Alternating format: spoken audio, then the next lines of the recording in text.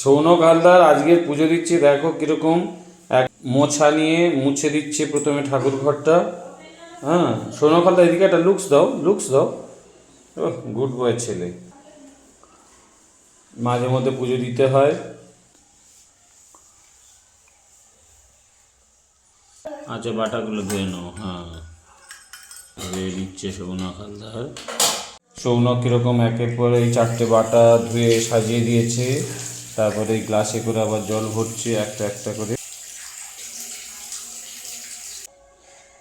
ঠাকুরের আসন আছে, এইগুলো পেতে দিচ্ছে। এবার 4টে বাটায় 4টে প্রসাদ দিয়ে দাও।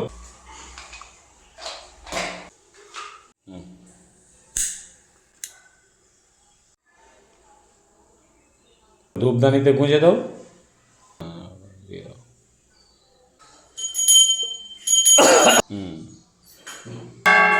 আমার দিকে তাকাও।